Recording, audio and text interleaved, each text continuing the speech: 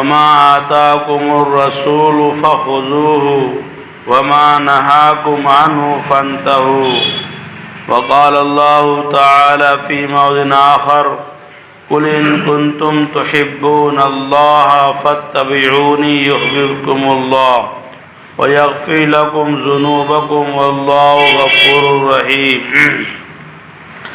صدق الله العلي العظيم وقال النبي صلى الله عليه وسلم إن عدم النكاح بركة أيسره مؤونة او كما قال علیہ الصلوۃ والسلام۔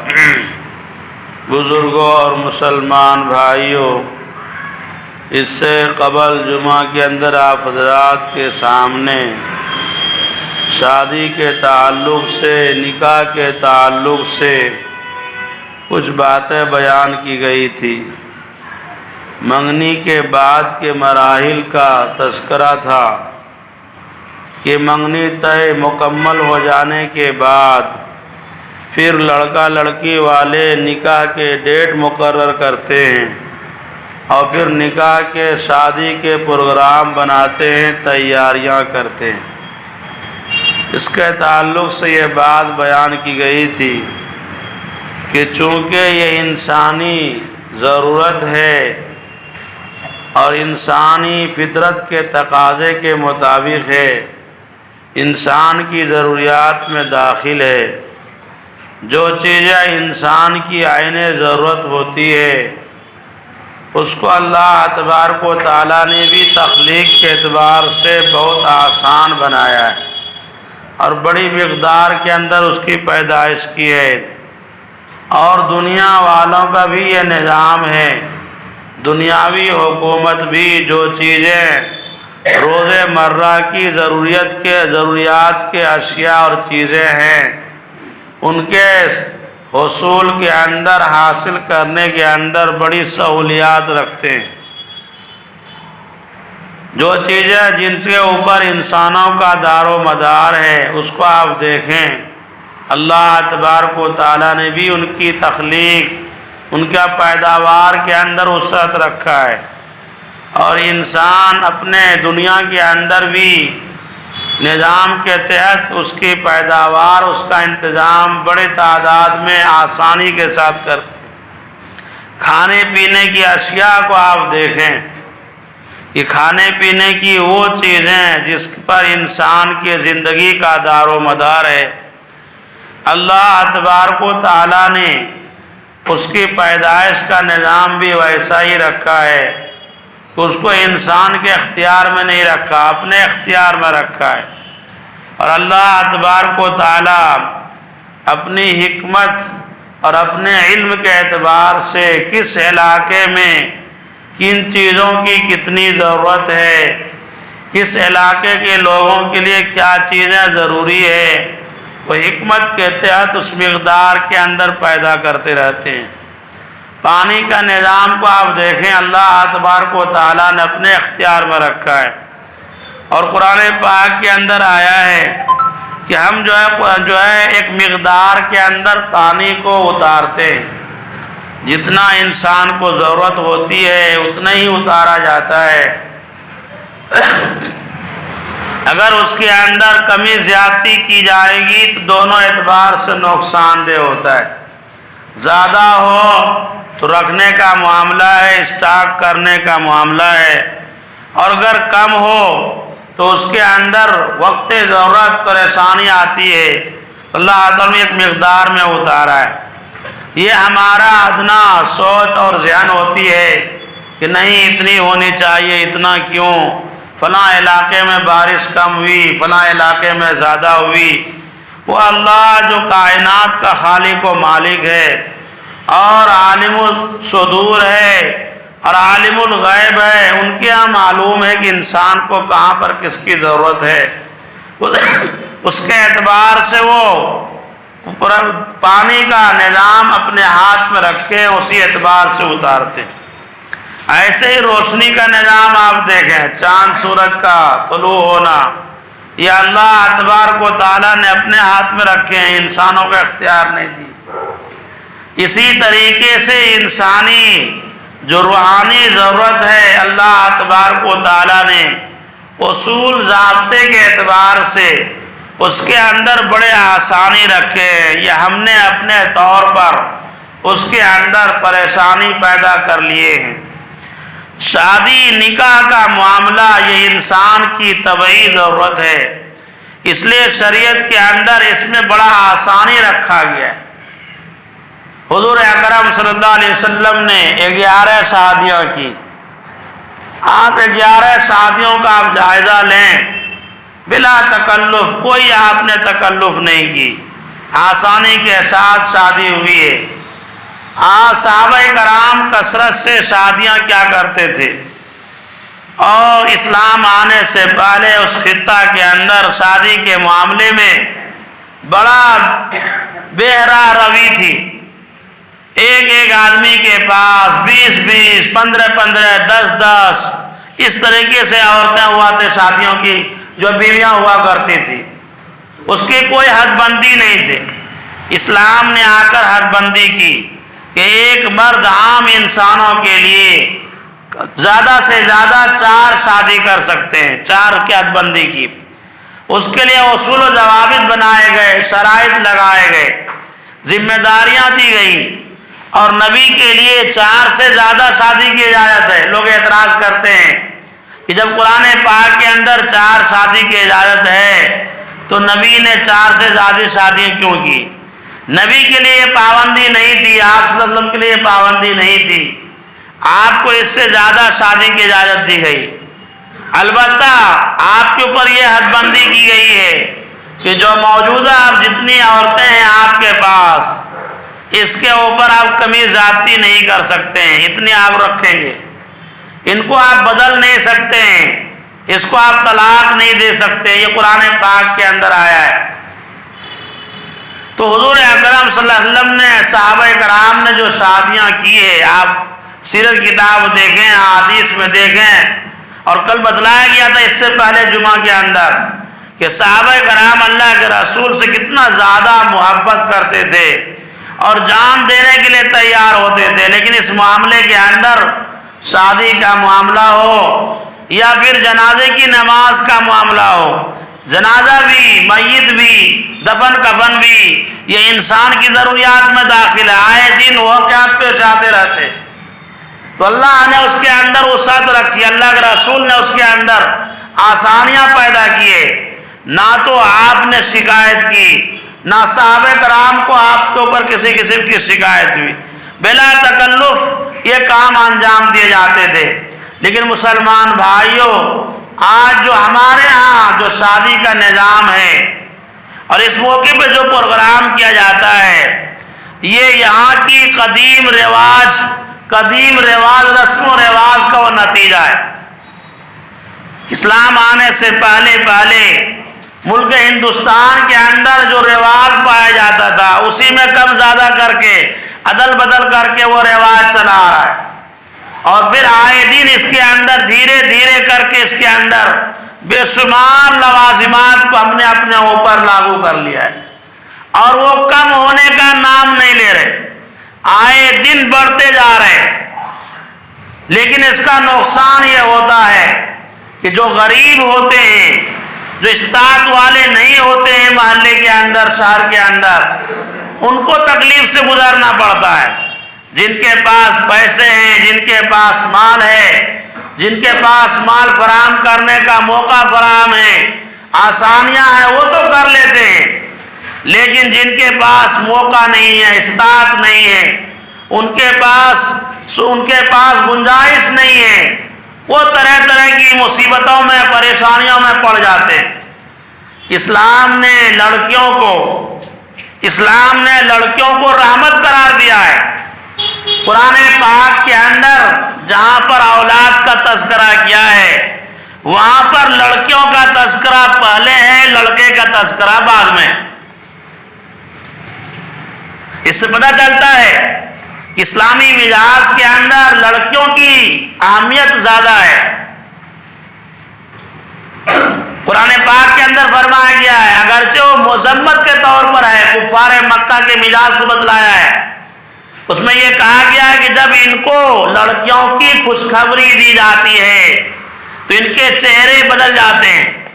لڑکیوں کی پیدائش کی خوشخبری دی جاتی ہے تو ان کے معاشرے کے اعتبار سے ان کے رنگ بدل جاتے ہیں، ان کے چہرے پہ شکن آ جاتے ہیں. لڑکیوں کا تذکرہ کیا ہے. اور اللہ نے جہاں پر اپنی قدرت کا تذکرہ کیا ہے، یَعِبُ لِمَن یَشَاءُ وَنَاسَا وَیَعِبُ لِمَن یَشَاءُ الذُّکُورَ. اللہ نے پہلے لڑکیوں کا تذکرہ کیا ہے. اللہ جس کو چاہتے ہیں لڑکیاں عطا فرماتے ہیں، لڑکے کا نہیں کیا، لڑکی کا کیا ہے. اس سے پتہ چلتا ہے کہ لڑکی کی اہمیت زیادہ ہے، لڑکی زیادہ قابل اہمیت کے حامل ہے. اور ان کے اوپر لڑکیوں کی پیدائش کے اوپر اللہ کے رسول نے جو بشارتیں سنائی ہے، جو جنت کی ذمہ داریاں لی ہیں، لڑکے کے تعلق سے نہیں کہا ہے، لڑکیوں کے لیے کہا ہے. اللہ تبارک و تعالیٰ جن کو 3 لڑکیاں عطا فرمائے، اس لڑکی کی وہ بہترین تربیت کرے، تعلیم دے اور وقت پر ان کی شادی کر دے، میں ان کی جنت کی ذمہ داری لیتا ہوں. حدیث میں لڑکیوں کا تذکرہ آیا ہے. صحابہ کرام نے کہا اللہ کے رسول 2 ہو تو ان کے پاس 2 ہی تھے. کہا ان کے لیے بھی، کہا 1 ہو تو کہا ان کے لیے بھی. ایک والے نے پوچھ لیا کہ 1 کی کیا فضیلت ہے، کہا ان کے لیے بھی. لڑکے کے بارے میں نہیں کہا گیا ہے. ہاں لڑکے کی حدیث آئی ہے دوسری جگہ، لڑکے کی حدیث آئی ہے دوسری جگہ فضیلت کہ ماں باپ کے لیے، اولاد کے لیے ماں باپ کی طرف سے سب سے زیادہ بہترین تحفہ، گفٹ، ہدیہ یہ ہے کہ وہ ان کی بہترین تربیت کرے، ان کی تعلیم کا خیال کرے. یہ آیا ہے. نہ یہ کہ دنیاوی اعتبار سے ان کو دنیا کے سامان تم دے دو اور ان کی تعلیم کی فکر نہ کرو، تربیت کی فکر نہ کرو، ادب کی فکر نہ کرو. یہ ماں باپ کی طرف سے کوئی اچھی چیز نہیں ہے. کہنا یہ چاہ رہا ہوں کہ شریعت کا مزاج یہ ہے کہ لڑکی رحمت بتایا گیا ہے. اس کے لیے اللہ تبارک و تعالیٰ نے، اللہ کے رسول نے وہ مسائل، وہ طریقے بھی بتائے گئے تاکہ یہ جو ہے رحمت بنے، زحمت نہ بنے. لیکن بھائی آج آپ دیکھیں، غور کریں کہ لڑکیاں ہمارے وجہ سے، ہمارے معاشرے کی رسم و رواج کی وجہ سے لڑکیاں آج رحمت کے بجائے زحمت بن گئی ہیں، زحمت بن گئی ہے. کیسے شادی کریں، کیسے ان کو رخصت کریں. جوان بچے، جوان بچیاں گھروں کے اندر ہے، ماں باپ کو نیند نہیں آتے. جبکہ شادی بیاہ کا معاملہ اسلامی اعتبار سے آپ دیکھیں وہ ایسا ہی ہے جیسے کہ دکان میں کپڑے خریدنے جاتے ہیں. جس طرح کپڑا خریدنا، سامان خریدنا کوئی مشکل کام نہیں ہے، ایسے ہی ہے. اس کا ضابطہ بتلایا گیا ہے. کوئی لوازمات نہیں، کوئی لوازمات نہیں اس کے اندر. لیکن ہم نے کیا ہے، بے جا تکلفات کیا کرتے ہیں. منگنی کے بعد اب اس کے بعد پھر ایک بیٹھک ہوتی ہے، تاریخ مقرر کیے جاتے ہیں، پھر اس کے بعد جو ہے شادی کارڈ چھپائے جاتے ہیں. اب آپ ذرا جانتے ہیں شادی کارڈ کا مقصد کیا ہوتا ہے؟ اطلاع دینا، خبر دینا اپنے رشتہ داروں کو، دوست بھائیوں کو. تو وہ تو ہلکے سے ہلکے کام میں، معمولی سے معمولی کام میں بھی ہو سکتا ہے. آپ حضرات ہم سے زیادہ جانتے ہیں، یار یہ مارکیٹ کا ایریا ہی شادی کارڈ کا ہی ایریا ہے. کتنے قیمتی شادی کارڈ ہوتے ہیں. اگر وہ پیسے بچائے جائے تو اپنے قریب رشتہ داروں کے، غریب لڑکیوں کی رخصتی ہو سکتی ہے، شادی ہو سکتی ہے. اتنے شادی کارڈ میں خرچ کیے جاتے ہیں، مانگے سے مانگے. کیا مقصد ہوتا ہے؟ صرف شان بگارنا، رشتہ داروں میں امیج بنانا. جبکہ آپ حضرات کو معلوم ہے شادی کے کارڈ آتے ہیں ہمارے پاس، ہم ان کے ساتھ کیا برتاؤ کرتے ہیں؟ بس ایک نظر دیکھے ڈال دیے جہاں چاہے وہاں. یہ بھی لحاظ نہیں کرتے بھائی اس میں اللہ رسول کا نام لکھا ہوگا، کہیں اچھی جگہ پہ رکھو، ڈال دیتے ہیں کہیں سے نہیں. تو بھائی یہ آپ سوچیں، اللہ کے رسول نے یہ فرمایا کہ سب سے بابرکت نکاح وہ ہے جس میں خرچ کم ہو. تو ابتدا سے لے کر انتہا تک ہم خرچ بچائیں گے تب نکاح کے اندر برکت آئے گی. شادی حال کا معاملہ ہے، شادی حال کا معاملہ ہے، کم سے کم میں ہو سکتا ہے. لیکن ایسا رواج چلا آ رہا ہے کہ اب جو ہے اپنے اعتبار سے بڑے شادی حال تلاش کرتے ہیں، بڑی سی بڑی رقمیں خرچ کرتے ہیں۔ یہ ہوتا یہ ہے، دیکھیے شروع سے چلا آ رہا ہے، اس پر کنٹرول کرنا ایک نسل کو قربانی دینی پڑے گی، تب جا کر آگے کنٹرول ہوگا۔ ہر ایک اس کے مخاطب ہیں، ہر ایک کو چاہیے، لیکن اللہ کے رسول کو صحابہ کرام نے اپنی نکاح کے اندر شریک نہیں کیا، اطلاع نہیں دی، اللہ کے رسول کو گرانی نہیں گزری، آپ نے ناراضگی کا اظہار نہیں کیا، البتہ جو چیزیں توجہ کی چیز تھی وہ بتلا دیا، بھائی ولیمہ کیے کہ نہیں کیے، ولیمہ کرو۔ اپنی شکایت نہیں کی کہ بھائی ہم کو بلائے نہیں، ہم کو خبر نہیں کیے، میں موجود تھا، نہیں کیے۔ اللہ کے رسول نے نکاح کیا سفر میں، حجر میں، صحابہ کرام موجود ہے، نہیں بلائے، اور صبح اطلاع دیے کہ اپنا کھانا لے کر آؤ، اور لے کر جب آئے تو کہا بھائی نکاح ہوا ہے، ولیمہ کی نیت سے کھانا کھا لو۔ اللہ کے رسول نے کبھی بھی کسی صحابی کی کسی کی اپنے گھر پہ پرسنل دعوت نہیں کی ہے۔ آپ صرف کتاب اٹھا کر دیکھیں، آپ آج اس کتاب کے اندر مہمانوں کو جو مہمان آئے اس کو بھوکا آپ نے نہیں بھیجے، لیکن کبھی آپ نے گھر کی اوپننگ کے لیے فلاں چیز خرید کے لایا ہوں اس کے لیے، فلاں چیز کے لیے، ایسا نہیں، لیکن آپ نے ولیمہ سب کیے۔ اس سے پتہ چلتا ہے ولیمہ کی اہمیت ہے، اور ولیمہ کے آپ نے تاکید کیے کہ بھائی ولیمہ کرو، کم سے کم صحیح لیکن کرو۔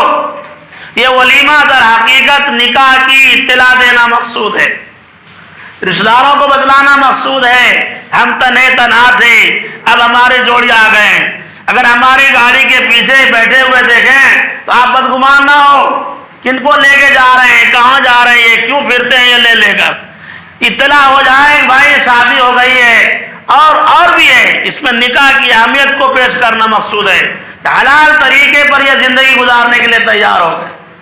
تو بھائی آپ سوچیں، ہم یہ کہتے ہیں اس میں کوئی حد بندی نہیں ہے، آپ اپنے اعتبار سے جہاں کم سے کم خرچ ہو سکتا ہے وہ آپ خرچ کریں۔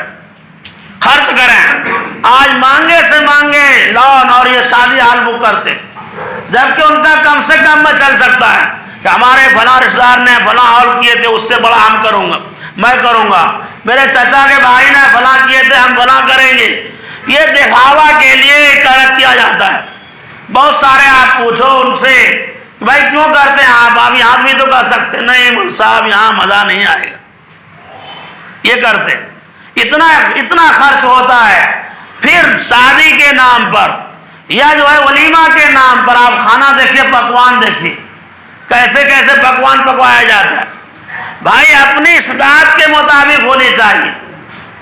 اس میں عموماً یہ ہوتا ہے کہ ایسے موقع پر ادھار لے کر، قرض لے کر، ادھر سے لے کر ادھر سے لے کر کیا جاتا ہے۔ بعد میں پوچھو تو بتائیں گے، تنہائی میں پوچھو تو بتائیں گے، تو بتائیں گے کیا کریں بھائی ایسا ہی چلا رہا ہے۔ اس کے لیے کیا کرنا پڑے گا؟ اس کے لیے یہ ہے کہ اپنے ذہن کے اندر وسعت پیدا کریں، اس وسعت پیدا کریں۔ دوست بھائی بول رہے ہیں شادی کے لیے، اگر نہیں بول رہے ہیں کوئی حرج کی بات نہیں، بول رہے ہیں شرکت کرنا ضروری نہیں ہے، آپ بولیں ان کو کہ بھائی کم سے کم میں آپ خود کریں۔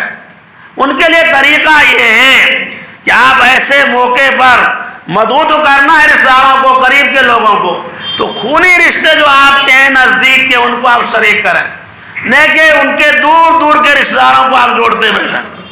اس سے ہوتا ہے کہ بڑے پروگرام بڑا ہوتے چلا جاتا ہے اور آدمی مجبور ہو جاتے ہیں، اور ایسے موقع پر لوگ شکایت کرتے ہیں میرے داماد کو نہیں بولے، میری بیٹی کو نہیں، میرے بیٹی کے داماد کو نہیں بولے، میں نہیں جاؤں گا۔ بھائی آپ ہو، خونی رشتہ آپ سے ہے، آپ کا حقوق ان کا حقوق ہے، آپ کی بیٹی کا حقوق ان کے اوپر نہیں ہے، آپ کی بیٹی کے داماد کا حقوق نہیں ہے آپ کے بھائی کے اوپر، کیوں پوچھیں گے وہ آپ سے؟ لیکن یہ مزاج بنا ہوا ہے، ہم نے پوچھے تھے، ہم کو بھی پوچھنا چاہیے۔ ہم نے اپنے پروگرام کے اندر آپ کے فلاں رشتہ دار کو دعوت دیے تھے، ہمیں بھی طرح سے بہت جگہ پر مانگ ہوتی ہے، ڈیمانڈ کرتے کہ نہیں ہمارے فلاں رشتہ دار کو آپ بلائیں گے تب ہم شرکت کریں گے۔ بھائی بائی کاٹ کر دیتے ہیں، چچا بھائی کاٹ کر دیتے ہیں، ماموں بھائی کاٹ کر دیتے ہیں۔ اس کی بنا پر مجبور ہو کر نہ چاہتے ہوئے بھی کرنا پڑتا ہے. ہوتا کہ نہیں ہوتا؟ ایسے ہی ہوتا ہے. تو ہمیں قربانی دینی پڑے گی. بلکہ مشورہ دیں، آپ کھا لیں گے گھر میں اچھا سے اچھا کھانا، ضرور نہیں ہے کہ ایک دن شرکت کریں. اس لیے مسلمان بھائیوں، یہ سب چیزیں فضول ہیں، زائد چیزیں ہیں، اور یہ سنت سے ہٹا ہوا ہے. اس کا نقصان یہ ہوتا ہے کہ غریبوں کو اس کا برداشت کرنا پڑتا ہے. اللہ تعالیٰ سے دعا ہے اللہ تعالیٰ ہم سب کو پہلے سننے سے زیادہ عمل کرنے کی توفیق عطا فرمائے. واعوذ باللہ رب العالمین.